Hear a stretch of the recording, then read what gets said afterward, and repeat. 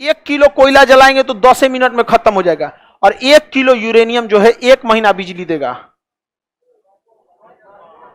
अब समझ में आया दुनिया का सबसे महंगा क्यों है। सनी देओल देखे कोयला फेंकता गदर मुंह। अच्छा एगो गदर दूसर गदर आ रहा है।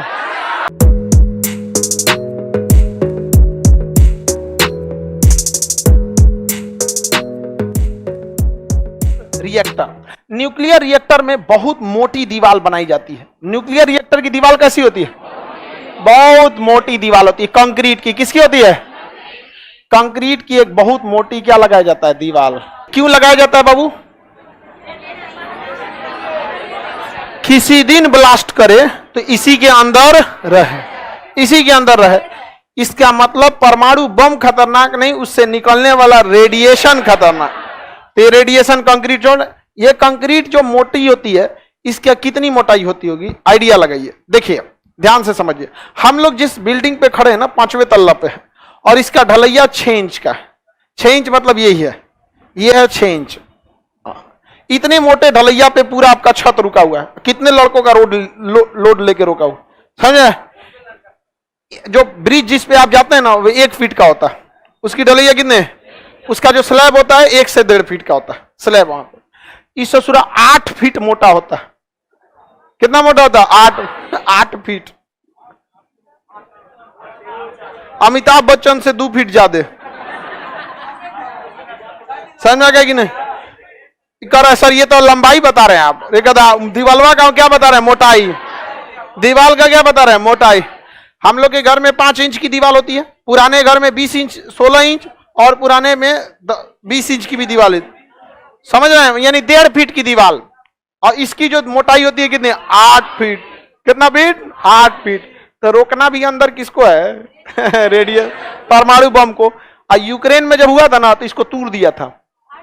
हाँ, ये 8 फीट मोटा रिएक्टर था ना, इसी को तोड़ दिया था। इसीलिए ना खतरनाक हो गया, वो तोड़ के बाहर निकल गया था। बाद में इसको, अब इसमें दिक्कत क्या होता है? इसमें रखा जाता है क्या चीज? यूरेनियम। इसमें क्या रखा जाता है? इसमें रखते हैं हम लोग यूरेनियम। यूरेनियम को क्या कहते हैं? Yellow cake. यूरेनियम को क्या कहते हैं? Yellow cake. क्या कहेंगे? Yellow cake. इसको ब्लास्ट कराना होता है। अब इस सूर्य इसमें जो यूरेनियम रखा जाता है, ये एनफ है इसको भड़का के तोड़ने के लिए। किसको? कंक्रीट को तोड़ देगा इसको यहां पर। इसलिए ये यूरेनियम के साइड साइड में ना, इसे कंट्रोल करने के लिए कैडमियम या बोरान की छड़, जैसे हाथी को कंट्रोल करने के लिए ऊंट, हाथी को कंट्रोल करेंगे, शेर को कंट्रोल करने के लिए बता क्या बोला? आग। शेर को कंट्रोल करने के लिए बिजली का झटका दिया जाता है। वो जो स्टिक लिया रहता है ना, तो डंडा नहीं रहता है उसमें बैटरी लगी रहती है, अगवा उसके कैपेसिटर लगा रहता है। बताएं कैपेसिटर अचानक करंट एक बार में छोड़ देता है। समझ में आ गया? अगिया बुता जाएगा तब बकलोलिया कहीं का आग से भी भाग जाता है। दिया लेके दौड़ी हो जैसे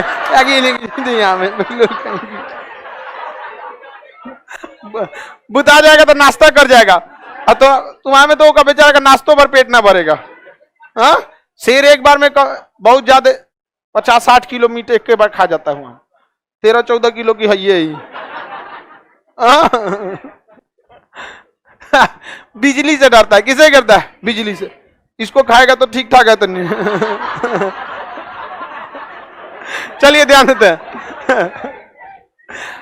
आगे देखिए, किसे डरता है शेर? बिजली से। सर्कस में देखते हैं क्या लिया रहता है? डंडा। और बटन रहता है, यहाँ पे दबा देगा ना तो इसमें आगे क्या हो जाएगा? करंट।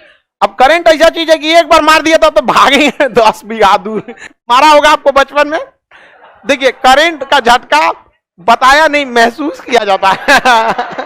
वो आप बता नहीं पाएंगे कितना जबरदस्त लगता है, लेकिन जिनको लगा है ना उनको पता है क्या चीज है। तो उसी तरह से इसको कंट्रोल करने के लिए किसका प्रयोग करते हैं? कैडमियम या बोरॉन की छड़। किसका प्रयोग करेंगे? कैडमियम या बोरॉन की छड़। समझ में आ गया कि नहीं? जब ऐसा लगने लगता है कि नहीं ये कंट्रोल से बाहर जा रहा है, तो इसमें क्या लगा दिया जाता है? कैडमियम या बोरॉन की छड़। तुरंत उसका रिएक्शन क्या हो जाता है? धीमा हो जाता है, क्योंकि कैडमियम या बोरॉन न्यूट्रॉन को क्या करते हैं? सोख लेते हैं, एब्जॉर्ब कर लेते हैं। तो आपको बताए थे कि रेडियो एक्टिव पदार्थ होने का सबसे बड़ा कारण जो होता है भारी नाभिक, और नाभिक भारी होता है न्यूट्रॉन से। किससे होता है? न्यूट्रॉन से। तो इसका मतलब रिएक्टर में सबसे खतरनाक चीज क्या है? न्यूट्रॉन। तो न्यूट्रॉनों को सोखना जरूरी है कि नहीं है? कैडमियम या बोरॉन की छड़ से हम लोग किसे सोख सकते हैं? किसे सोख सकते हैं? न्यूट्रॉन। समझ में आ गया कि नहीं आ गया? न्यूट्रॉन को सोख सकते हैं। अब इसके बाद जो इसमें ब्लास्ट होता है तो ये हमें किससे ब्लास्ट कराते हैं? यूरेनियम से। यूरेनियम हर चीज को ब्लास्ट कराने के लिए किसी न किसी दूसरे चीज की जरूरत पड़ती है। चल जाओगे? देखो गिरना नहीं, बैठ जाओ यहीं पे, थोड़ी देर बैठ जाओ, गर्मी उर्मी में चक्कर आते रहता है। चलिए अब ध्यान दीजिए, आपको पता है जब बारूद आप बम भड़काते होंगे तो वो पलीता जलाते हैं ना, समझ में? उसी से ना ब्लास्ट होता है। जैसे आप आग लगाने के लिए माचिस का यूज करते हैं ना, गैस पे बना रहे तो लाइटर का, उसी तरह लाइटर का काम कौन करता है? जर्कोनियम। तो क्वेश्चन पूछा था कि परमाणु रिएक्टर में अनिवार्य रूप से किसका प्रयोग होता है? जर्कोनियम। जैसे किचन में कुछ रहे ना रहे, माचिस और लाइटर पक्का मिलने वाला है ना, तो यही दूगो नहीं रहेगा तो जलाते रह जाइए आप, बहुत दिक्कत होगा यहाँ पर। समझ में आ रहा है कि नहीं आ रहा है?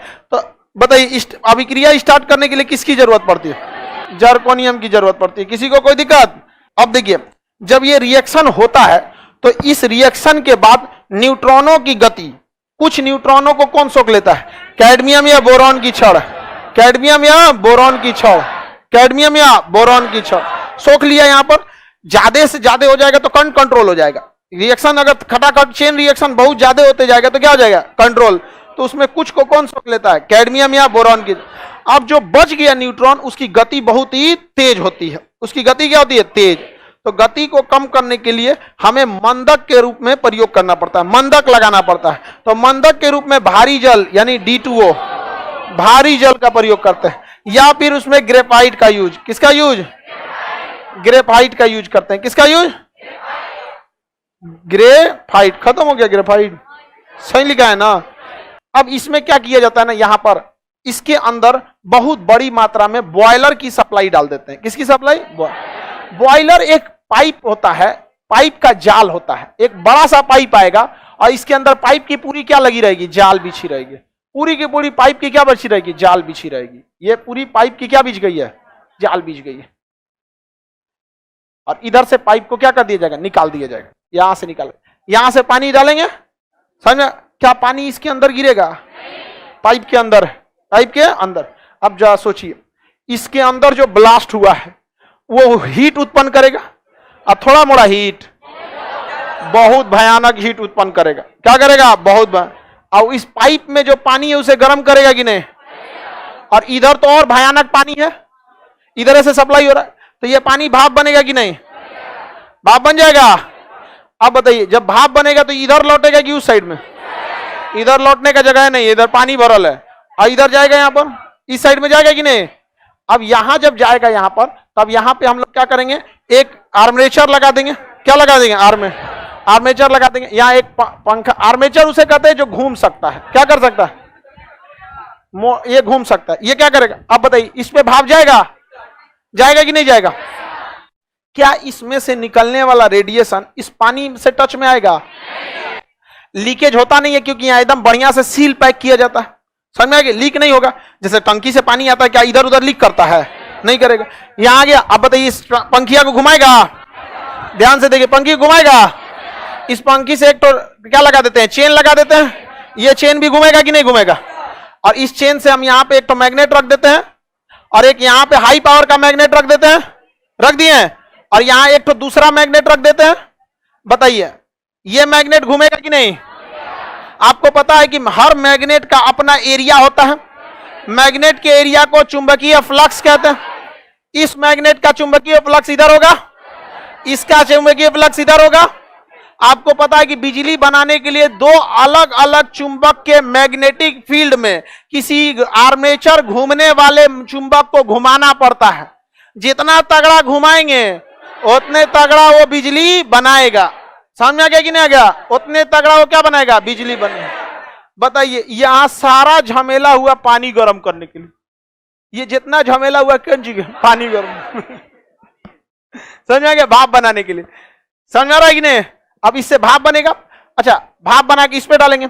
अच्छा, अब उसमें क्या होता है, नदियों में जो नदी से बिजली बनता है, हाई वाला चीजों को कहां ले आके घुसा देता है, नदी में। इसी सिस्टम को किसमें घुसा दीजिए, नदी में।